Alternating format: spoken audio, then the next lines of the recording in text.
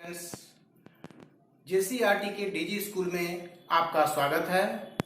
मैं हूं राजीव रंजन और आज की इस वीडियो में मैं आपके लिए लेकर आया हूं वर्ग अष्टम के विज्ञान के पाठ्य पुस्तक के पाठ बल और दाब में दिए गए प्रश्न संख्या 1 से 6 तक के अभ्यास प्रश्नों का हल।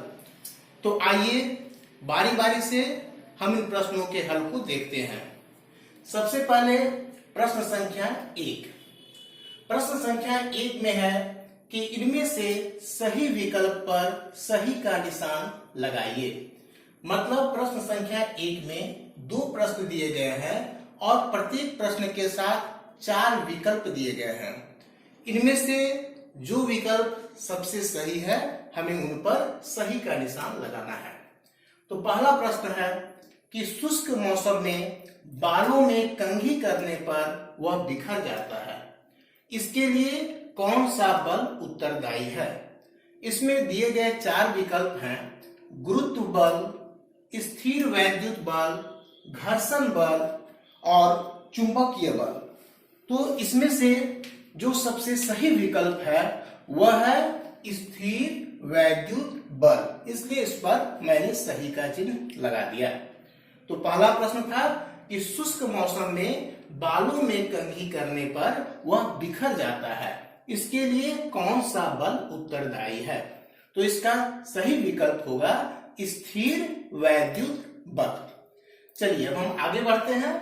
दूसरा प्रश्न है निम्नलिखित बलों में कौन सा संपर्कित बल है।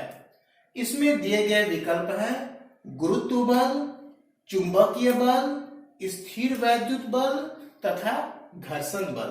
तो बच्चों इसका सही उत्तर होगा घर्षण बल। घर्षण बल संपर्कित बल है। अब हम आगे बढ़ते हैं और प्रश्न संख्या 2 में चलते हैं। प्रश्न संख्या 2 में है रिक्त स्थानों को भरिए, खाली जगहों को भरना है। इसमें पहला प्रश्न है कि एक आवेशित वस्तु अनावेशित वस्तु को क्या करती है। तो इसका उत्तर होगा आकर्षित। इसका उत्तर होगा आकर्षित। मतलब एक आवेशित वस्तु अनावेशित वस्तु को आकर्षित करती है। अब आगे है प्रश्न संख्या 2। एक चुंबक का उत्तरी ध्रुव दूसरे चुंबक के उत्तरी ध्रुव को विकर्षित करता है। विकर्षित। एक चुंबक का उत्तरी ध्रुव दूसरे चुंबक के उत्तरी ध्रुव को विकर्षित करता है। फिर हम आगे बढ़ते हैं और प्रश्न संख्या 3 पर चलते हैं। वस्तु पर कार्यरत बल उसके अवस्था तथा आकृति में परिवर्तन कर सकता है। इसका उत्तर होगा आकृति। वस्तु पर कार्यरत बल उसके अवस्था तथा आकृति में परिवर्तन कर सकता है। अब प्रश्न संख्या 4। बल का मानक मात्रक क्या है। इसका उत्तर होगा न्यूटन। बल का मानक मात्रक न्यूटन है। बल का मानक मात्रक न्यूटन है। अब प्रश्न संख्या 5। एकांक क्षेत्रफल पर कार्यरत बल दबाव कहलाती है। एकांक क्षेत्रफल पर कार्यरत बल दबाव कहलाती है। अब प्रश्न संख्या 6। द्रव में दबाव गहराई के बढ़ने से बढ़ता है। गहराई के बढ़ने से दबाव बढ़ता है। द्रव में दबाव गहराई के बढ़ने से बढ़ता है। अब प्रश्न संख्या 7। धनुष को खींचने के लिए धनुर्धर बल लगाता है, जिसके कारण इसकी आकृति में परिवर्तन होता है। जिसके कारण इसकी आकृति में परिवर्तन होता है। धनुष को खींचने के लिए धनुर्धर बल लगाता है, जिसके कारण इसकी आकृति में परिवर्तन होता है। अब हम आगे बढ़ते हैं और प्रश्न संख्या 8 में आते हैं। धनुष को खींचने के लिए धनुर्धर द्वारा लगाया गया बल किस बल का उदाहरण है। तो इसका उत्तर होगा मांसपेशीय। इसका उत्तर होगा मांसपेशीय बल। धनुष को खींचने के लिए धनुर्धर द्वारा लगाया गया बल मांसपेशीय बल का उदाहरण है। अब प्रश्न संख्या 9, तीर के गति की दिशा में परिवर्तन के लिए कौन सा बल उत्तरदायी है? तो तीर के गति की दिशा में परिवर्तन के लिए गुरुत्व बल उत्तरदायी है। गुरुत्व बल, तीर के गति की दिशा में परिवर्तन के लिए गुरुत्व बल उत्तरदायी है। तो हमारा प्रश्न संख्या 2 भी, जिसमें रिक्त स्थान को भरना था, वह हो गया। अब चलते हैं प्रश्न संख्या 3 की ओर। प्रश्न संख्या 3 में है, जब बैलून में हवा भरी जाती है तो उसके आकार एवं आकृति में परिवर्तन क्यों होता है? जब बैलून में हवा भरी जाती है तो उसके आकार एवं आकृति में परिवर्तन क्यों होता है?